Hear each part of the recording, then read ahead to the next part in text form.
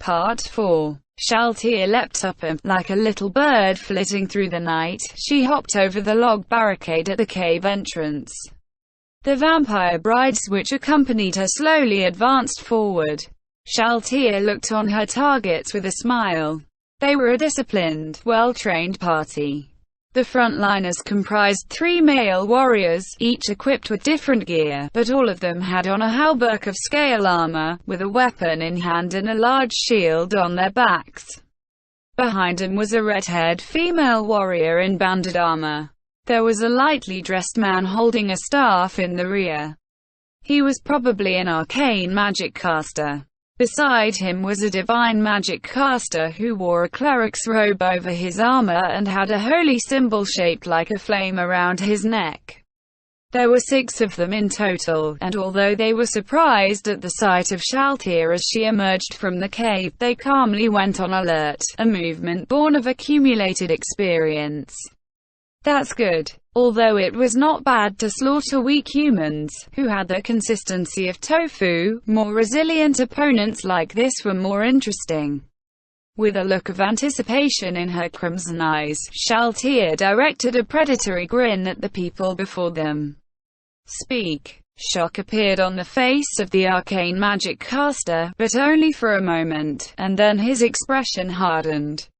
Enemy, probable vampire. Only silver or magic weapons effective. Unbeatable opponent. Fighting withdrawal. Don't look at her eyes. A cry rang forth, easily audible by anyone in this depression. The shouted commands had been pared down to the bare minimum, and everyone swiftly reacted to them. The warrior at the lead unlimbered his large shield and took a defensive stance. He averted his eyes, looking instead at Shaltia's chest and belly. During this time, the female warrior behind him had taken up the weapon passed to her by the warrior in front and began applying something to it. An unpleasant odor wafted into Shaltia's nose. It was alchemical silver. This was a sticky salve made by alchemists. The magical substance spread across the weapon when applied, coating it in a thin membrane and making it function as though it were made of silver. Weapons made of silver were not only more expensive than regular weapons, but they were softer than steel and not suitable for a long-term use. Therefore, many adventurers purchased salves like this and applied them to their weapons when the need arose, allowing them to temporarily take on the properties of silver. Wielding weapons which now radiated a silver gleam, the group moved to corral their foe as they fell back. Their fighting withdrawal was an impressive display. The party seemed to be like a single organism as they fell back in an orderly manner. My lord, O god of fire! Enough with the useless stuff. Hurry up and cast a defensive spell. The arcane magic caster restrained the cleric who was planning to raise his holy symbol and then began casting a spell on the frontliners. The cleric followed suit. Although the exact composition varied between jobs, most clerics could use divine power to turn, rebuke or destroy creatures such as undead, demons, angels, and the like. However, these abilities only worked on monsters weaker than themselves. In other words, the arcane magic caster had seen the cleric preparing to turn undead with divine might. Instantly divined the difference in strength between their foes and themselves, and then instructed him to do something else with his power. As she watched this series of actions, Shaltia eyed the leader of the party, intending to capture him in accordance with her orders. However, the murderous impulse to spill more blood slowly dyed her heart a crimson red. She wanted to slaughter them, pulverize them, dismember them, and bathe in their blood. Her breathing grew ragged and she began foaming at the mouth. Anti-evil protection. Lesser mind protection. The 2 magic casters laid their spells upon the frontline warriors. A vague hint of respect bloomed in Shaltia's overexcited mind. Although these spells were of the lowest tier, the first tier, in fact they were still the most suitable magic for the current situation. They were unlike the sellswords who had lashed out thoughtlessly, or that stupid warrior who had come out by himself without even knowing martial arts. Still, no matter how hard they struggled, meaningless actions were still meaningless. Against a foe who was so overwhelmingly superior to them, nothing they did could possibly mean anything. Their adorable show of resistance was the last straw that broke the back of Shaltier's wavering self-control. I can't take it, I can't hold back anymore. With a cry like she had torn free of her bindings, Shaltier stepped forward. Her steps were light and easy, like a dancer's. However, to the people before her, she moved faster than the wind. She thrust out a spear hand. It pierced her victim's shield, shattered his armor, ignored his magical protections, ripped straight through his skin, muscle, and bone, and closed around the heart which had been beating just a moment ago. And then she tore it out. As she stood over the body of the collapsed warrior, Shaltier held up the reddish-black mass of tissue deformed in her grip before the others.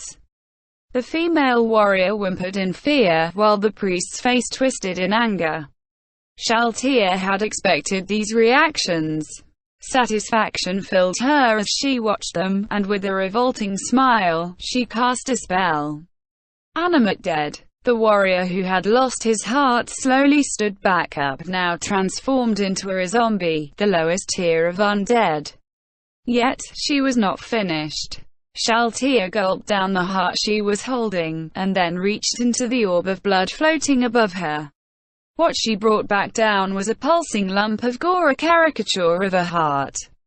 She then tossed the lump into the zombie. The blood lump breathed like a maggot, then distorted itself as it flowed into the zombie's body. In an instant, the zombie shuddered, its body spasming several times before its exterior slowly changed. It seemed as though all the water had evaporated from its body, given how its skin had turned into something which resembled dried bark.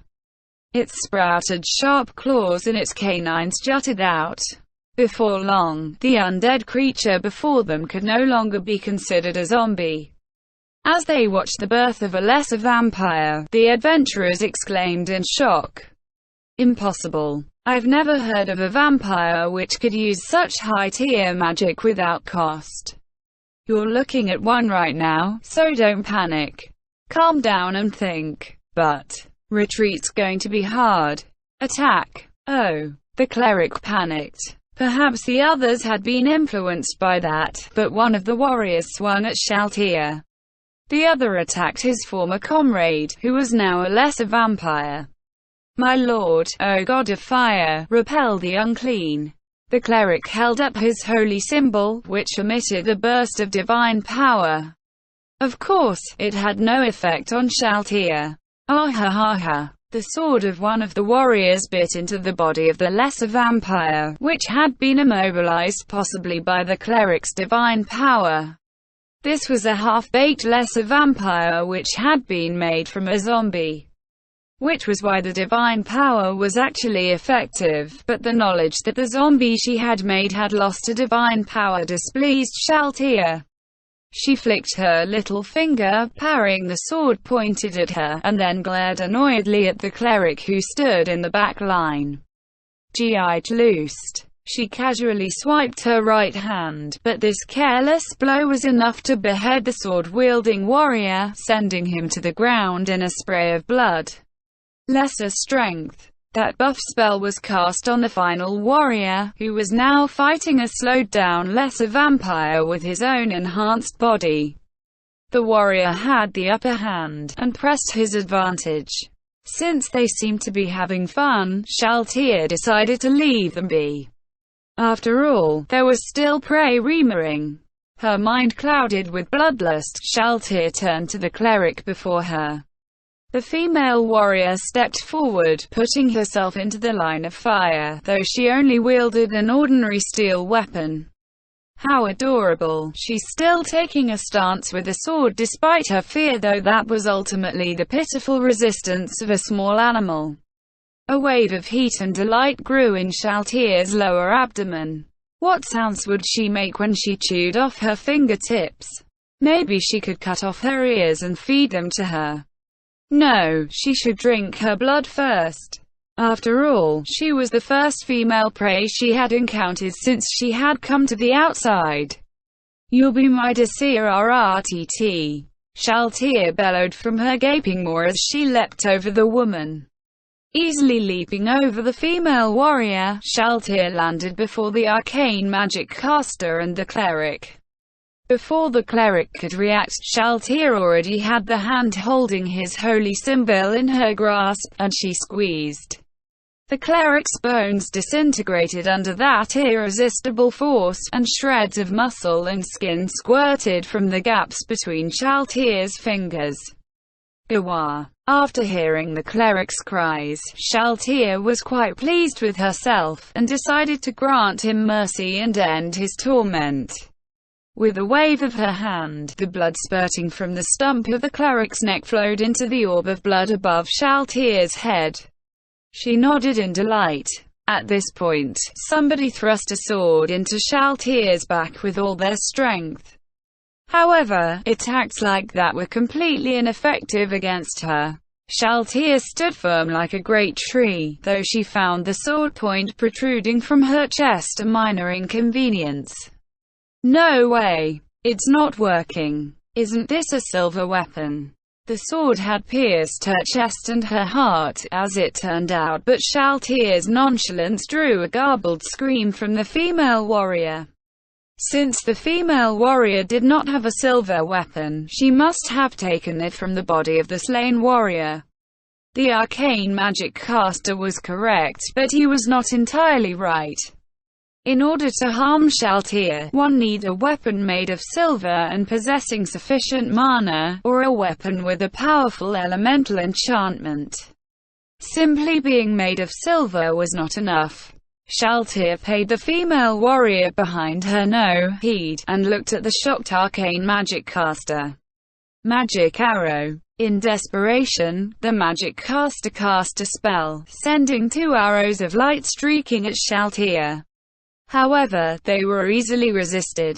This was the result of one of Shaltier's special abilities, spell resistance. It was not a perfect defense, and depended on the attacker's own strength. However, given the precipitous gap between their power levels, she could easily resist spells from him. In other words, there was nothing the arcane magic caster could do to Shaltier. Suborying. With a casual wave of her hand, Shaltier relieved the person who no longer interested her of his head. Looking back, she saw that the lesser vampire was still struggling with the other warrior. Shaltier picked up the 2 fallen heads on the ground and tossed them at the 2 combatants. The heads, missing about 6 kilograms each, flew forth with supernatural speed. Then, as expected, both sides collapsed to the ground.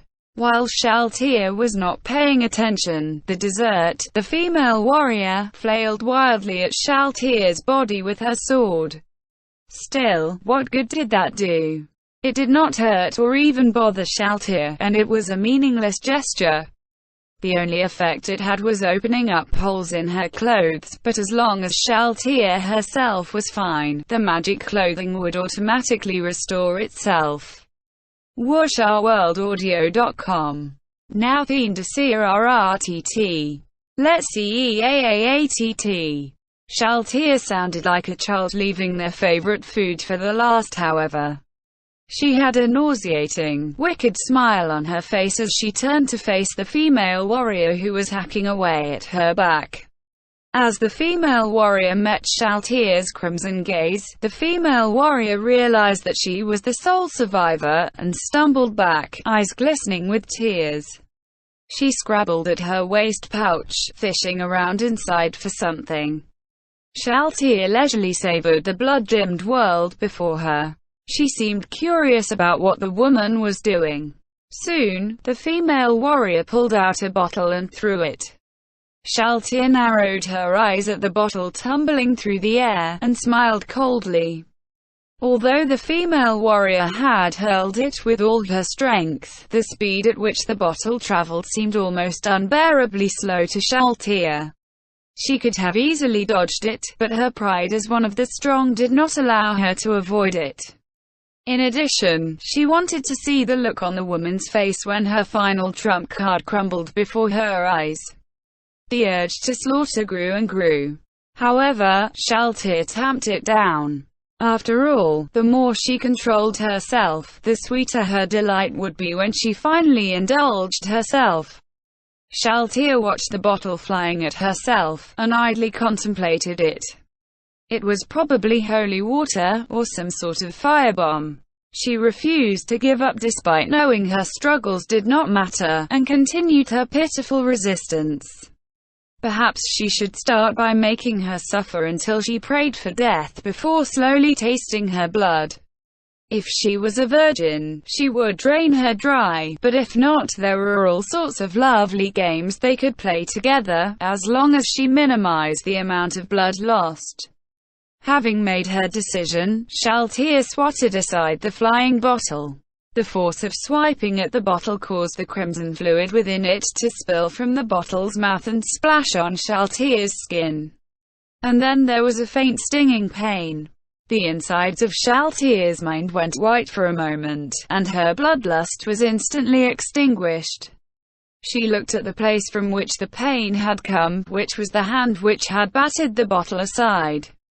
An acrid odor and a wisp of smoke boiled up from the place where the liquid had touched her. Shaltia turned to look at the fallen bottle. Its mouth was open, and a faint, sweet scent came from it. Shaltia was very familiar with that container. It was a potion bottle of the kind commonly used in the Great Tomb of Nazarick. The liquid within should have been a low-tier healing potion.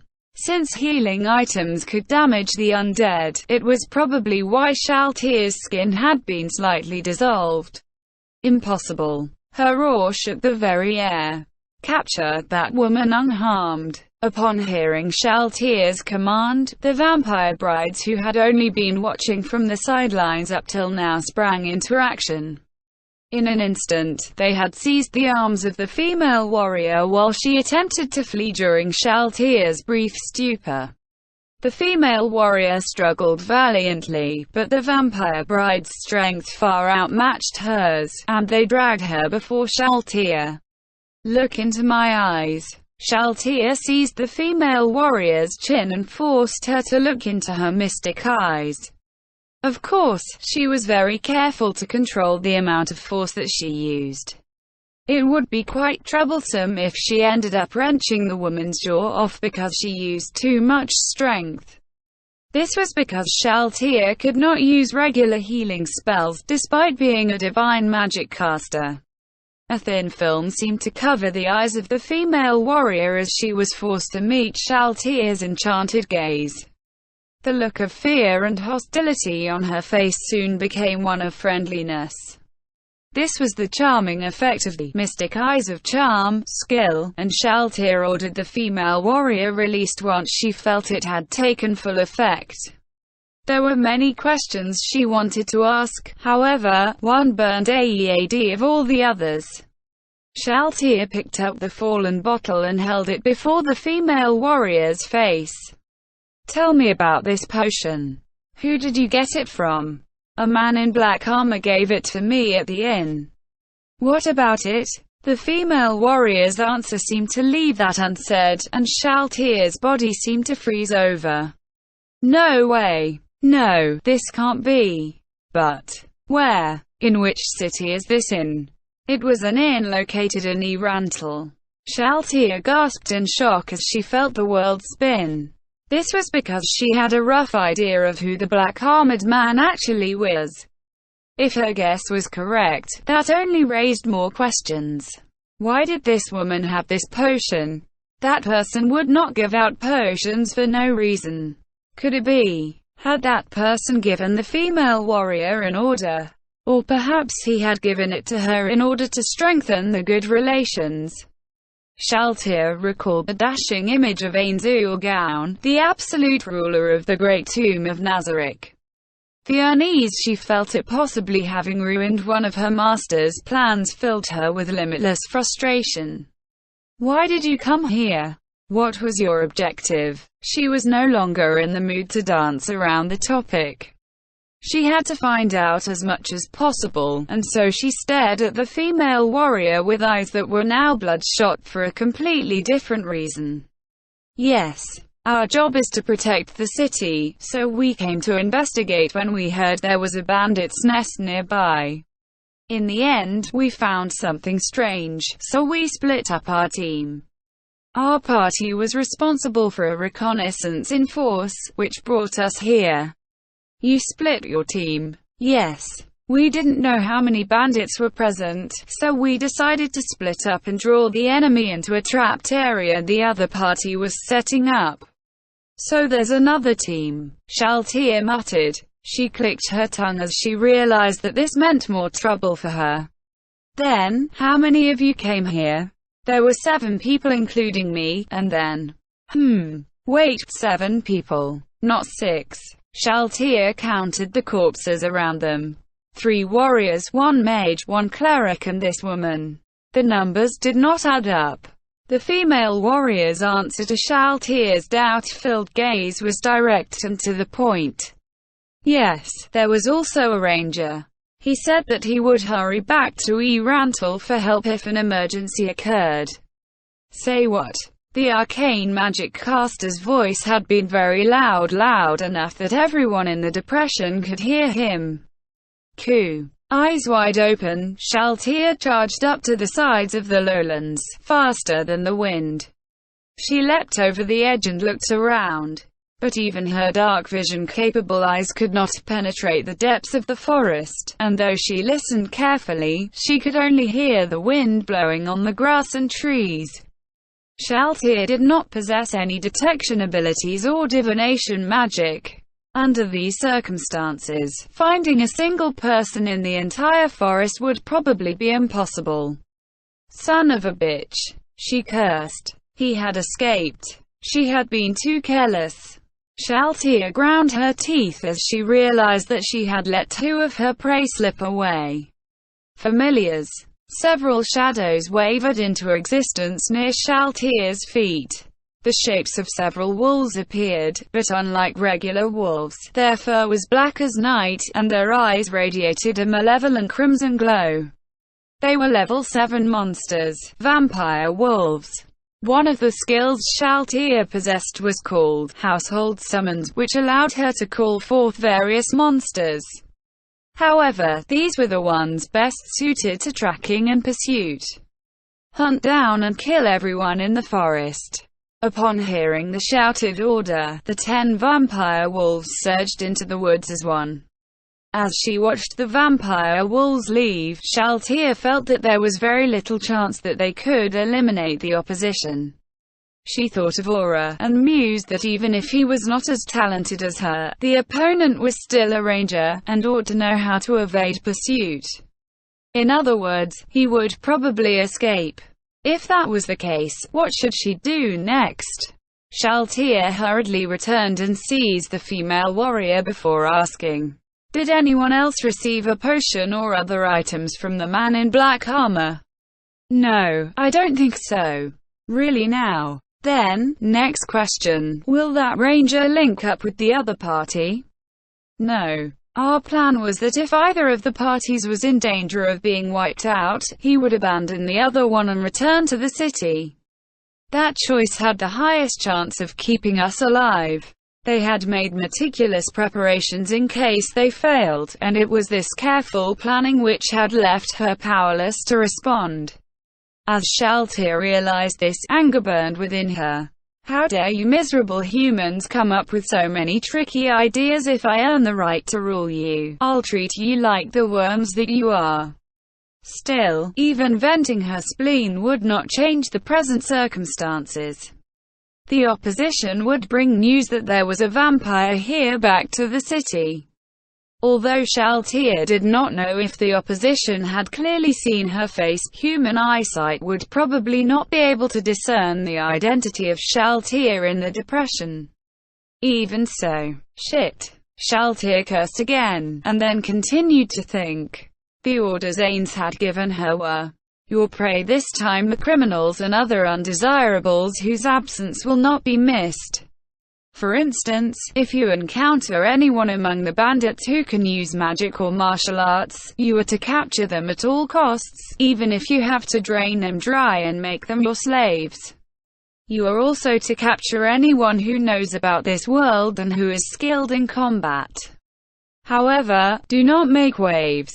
If people know Nazarick is making a move, it might cause a lot of trouble for us." And that was it. That being the case, she had already violated many aspects of those orders. Shaltir struggled to resist the impulse to scratch at her head. "It's still okay, it's still okay, it's still okay."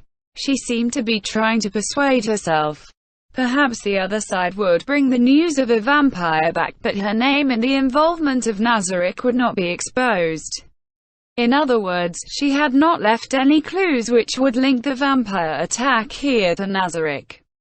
If the people in the city thought about it, they would only conclude that the sellswords here had been slaughtered by a wild vampire if one existed in the area.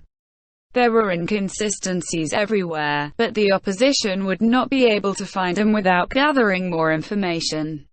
Shaltir continued thinking. The question now was what to do with this woman under the current conditions. Though she was currently charmed, this woman had not completely lost her memory. The quickest way would be to kill her, but that posed problems of its own.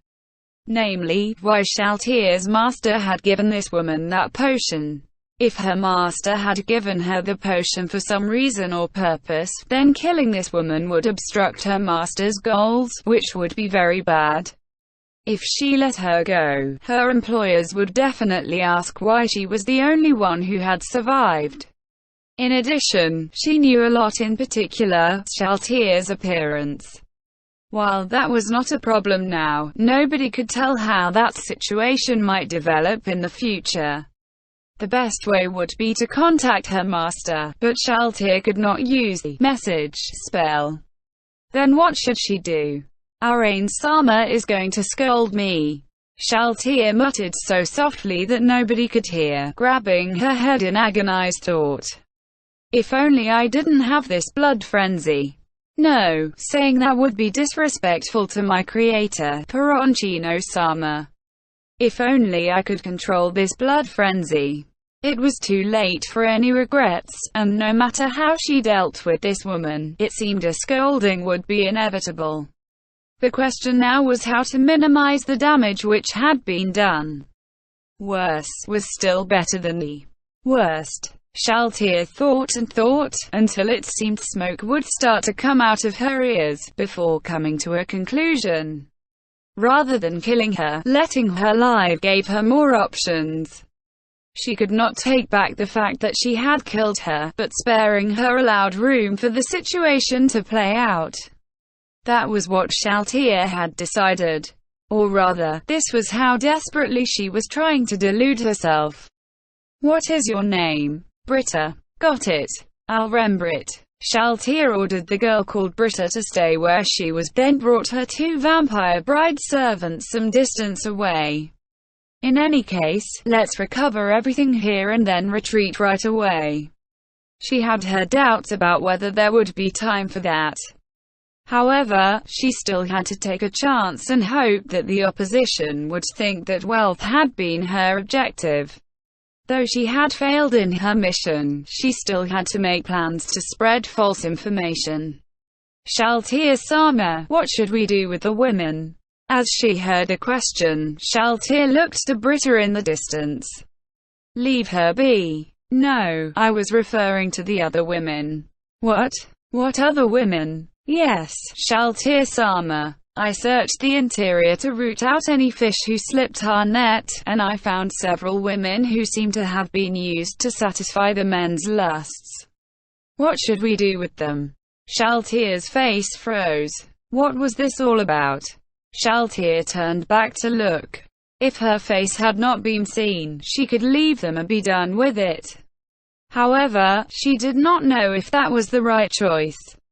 She should probably kill them all as well.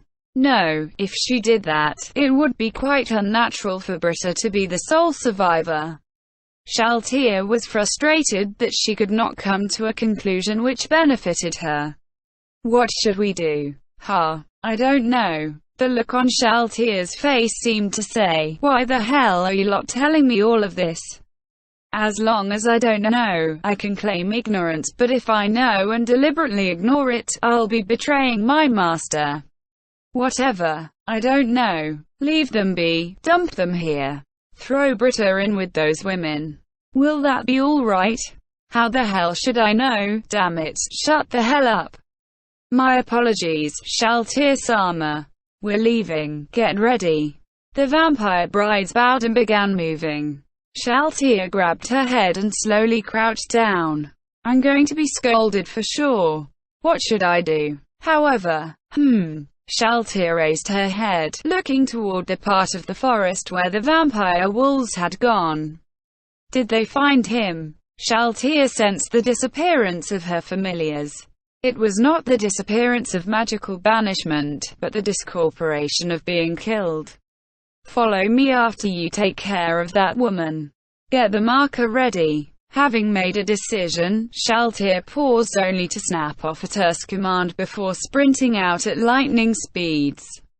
Although she was forced to slow down in the forest, as long as her targets were human beings, they could not escape from Shaltir's clutches, even when mounted.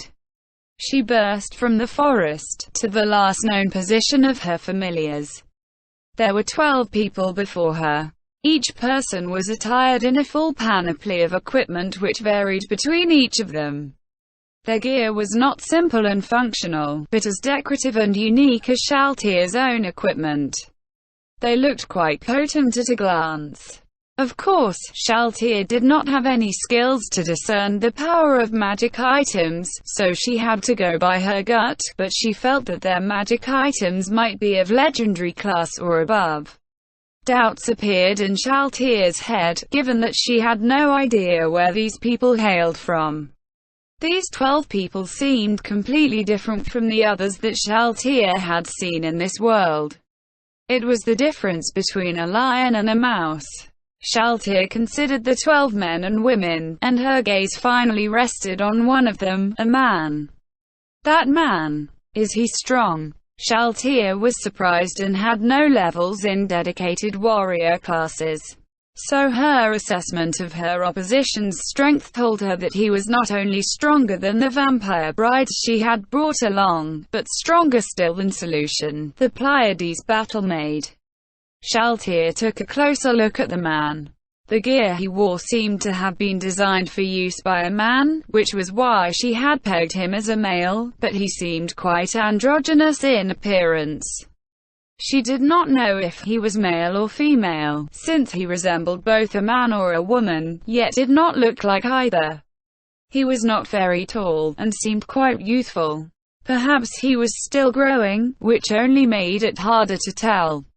His hair was black and long, almost reaching the ground, while his keen eyes had red pupils which regarded Shaltir with caution.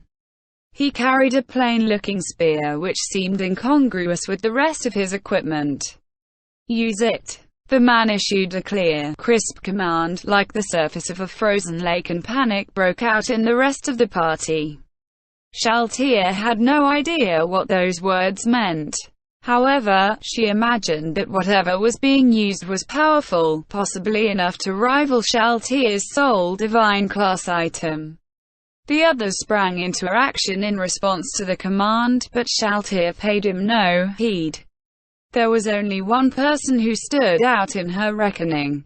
The others did not seem like much of a threat. The group's formation was centered around a woman in a strange dress. It had a high-necked collar, with 2 long slits on either side, so it was probably some sort of lady's full-length dress. It was silver in color, with a 5-clawed dragon picked out in gold thread along its surface. In Ains's world, this sort of dress would be called a ch2.